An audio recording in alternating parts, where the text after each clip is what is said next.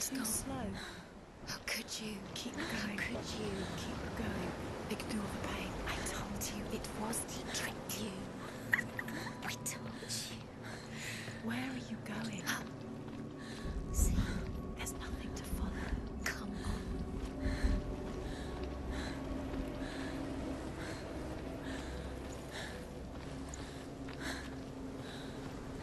There it is. You're imagining things. It's Dillian. Go towards him. Quick, go, run. Come on. Before he disappears. Go, go, go. Ow.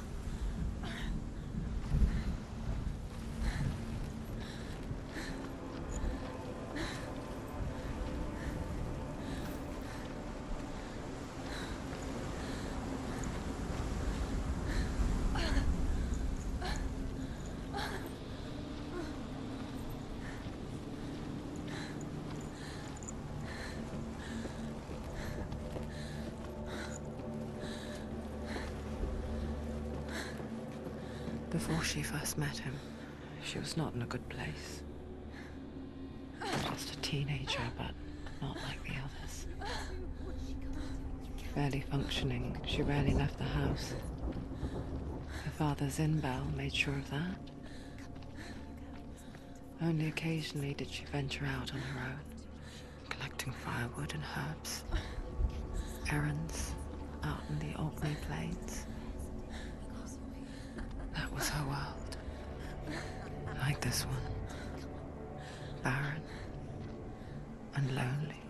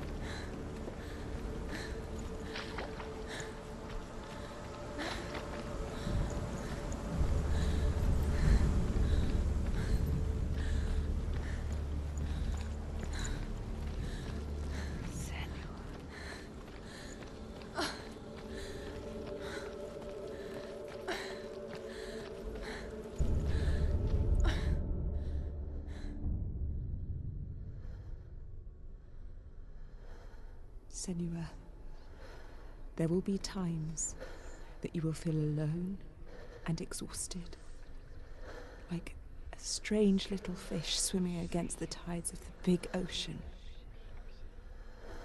But have the faith to let go and let the tide carry you away. Because the whole ocean is your home, and it does not ask you to swim against it.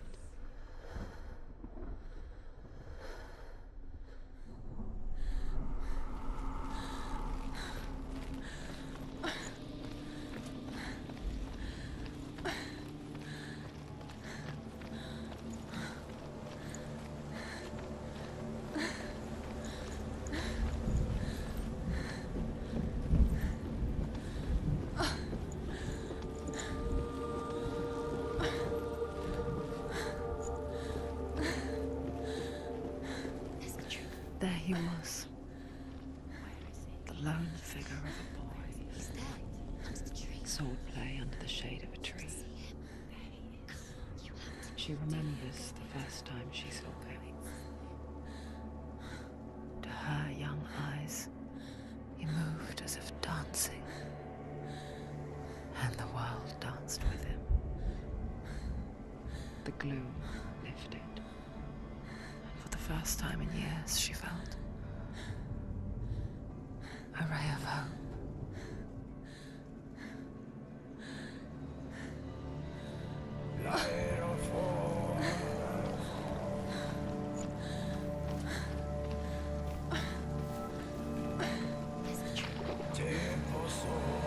Where is he? He's there.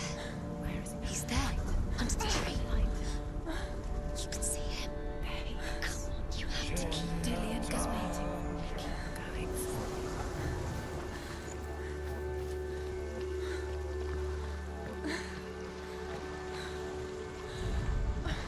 The Northmen tell of a great hero. His name is Sigmund. His father's hall was built around a great tree, and one day, Odin comes and thrusts a sword into the tree, a gift to whomever can release it. Many try, but the sword only comes out at Sigmund's touch. His brother-in-law, King Siggeir, wants it, but Sigmund refuses him, so King Siggeir plots revenge.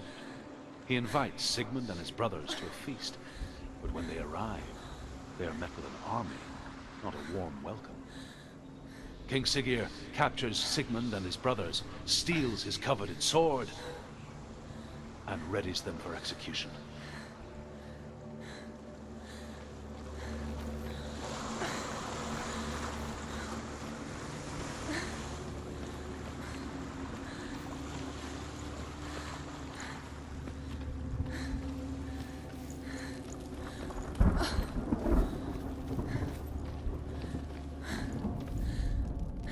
Death for Sigmund and his brothers seems certain. But the king's wife is Sigmund's sister, and she begs for mercy and implores the king to chain them up instead. He agrees.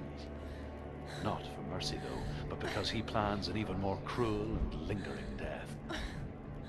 Chained to a tree in the forest that night, a she-wolf comes and devours one of Sigmund's brothers. She returns, ravenous, night after night, until only Sigmund is left. The next day, Sigmund's sister sends a servant with honey to smear on Sigmund's face. But to what end? Well, that night, when the she-wolf appears again, you'll never guess what happens.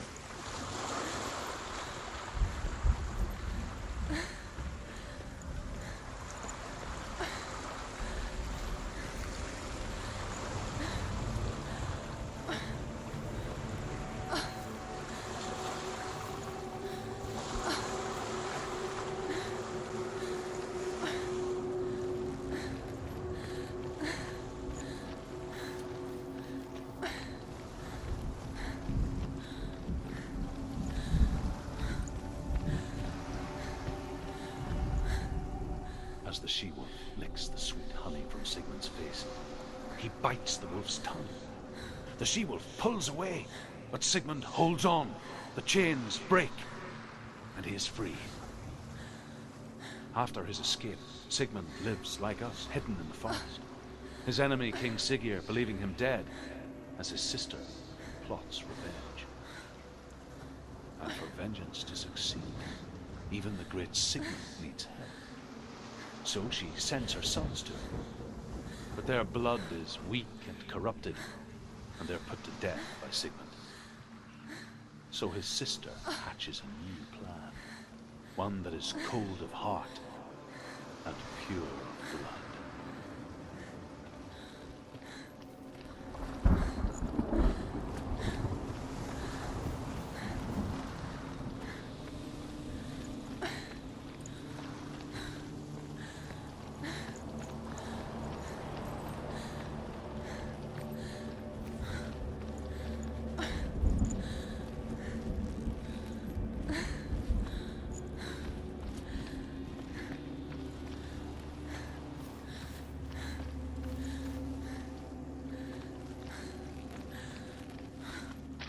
Day after day, watching from far, she mimicked him, perfecting her own secret dance,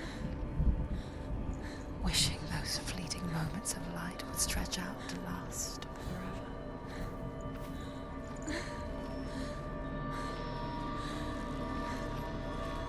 forever. Sigmund's sister trades shapes with a sorceress, and in disguise, she lies with her own brother. She gives birth to a son named Sinfjotli. After a time, she sends him to the forest to Sigmund. He tests the boy and finds him strong and fearless, and so they go to take their vengeance on King Siggeir. But luck is not on their side. They're captured, and Siggeir has them buried alive.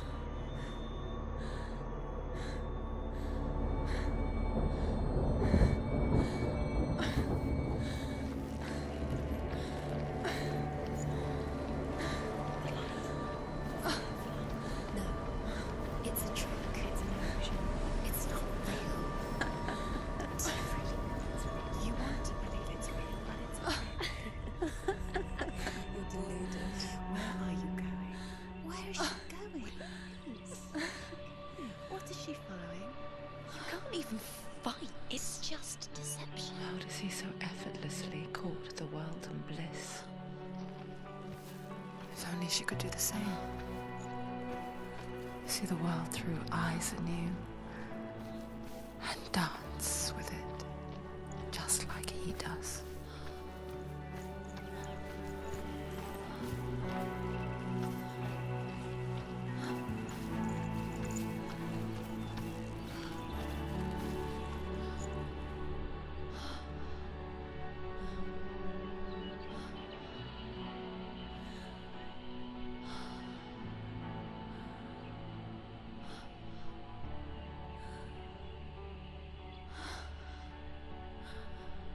What's your name? Senua.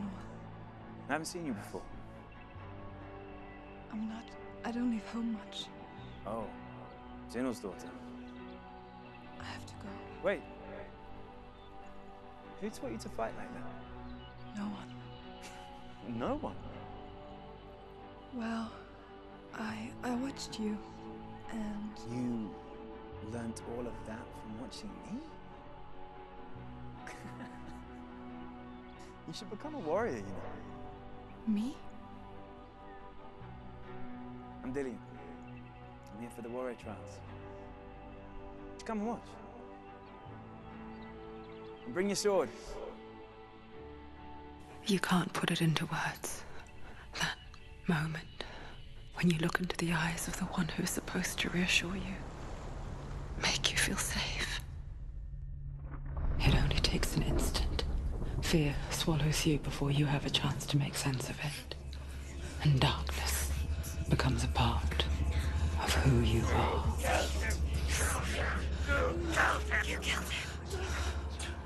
But her world changed the day the Northmen took him from her.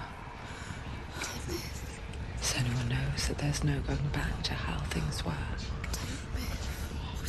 That there's nothing to go back to at all. Stay still, stay quiet, hide, don't tell her. Their gods can see into your mind. They will use this power to destroy They you. won't stop me. I can still feel him. Whatever's left of him, they will never let him go. I'm not gonna let him rot here. You're the one rotting here. Leave me alone. You will die here, No. and all your suffering will have been for nothing. Shut up!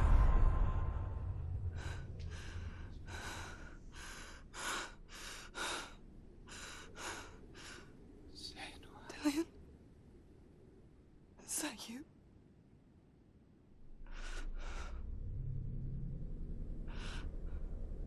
I'll find you, my love. I promise.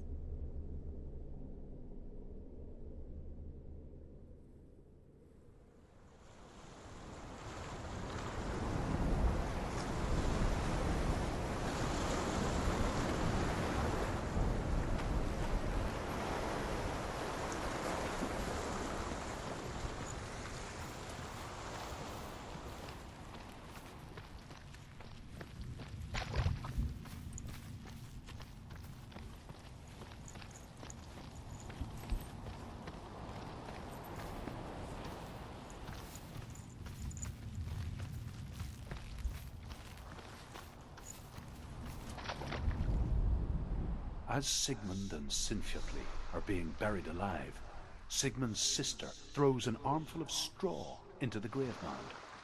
Hidden in the straw is Sigmund's sword, the gift of Odin.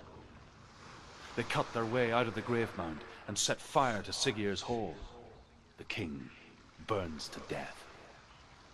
Sigmund calls to his sister to come out so that she may live and be honored. She does come out, but only to tell him the truth. That she had slept with him, her brother, to beget a strong avenger. I am not fit to live, she says, and walks back into the fire. Strike vengeance from your heart, Senua, as there is always a heavy price to pay.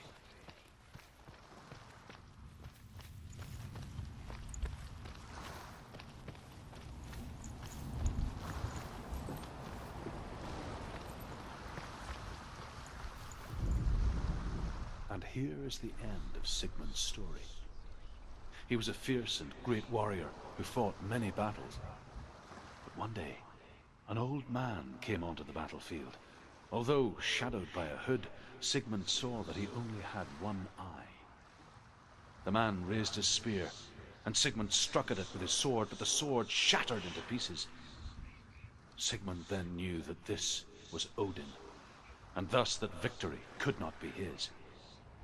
He bowed his head and accepted his end. Dying, he tells his wife that she is with child, and that her son will one day make a great weapon out of the fragments of his sword. The sword named Gram.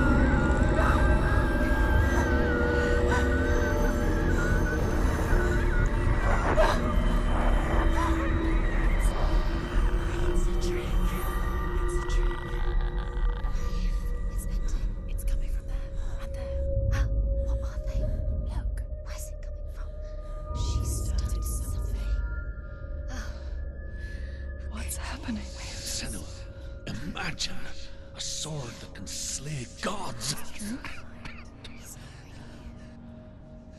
Its name is Gramr. It was forged by the god of all Northmen, Odin, and gifted to Sigmund, a great warrior. I need this sword. It's important. Can you help me? The sword appears whole, but it is an illusion. It shattered into shards long ago. It is said a great warrior can reforge Gramr by answering the trials of Odin, one for each shard. The roots of the Tree of Death will take you to new lands where you will face the trials. Go to the shards. Go to the shard. Go to the shards. What's the shard? Find it. It's the metal runestones. It's in front of you. Find it. The metal. The runes. You need that sword.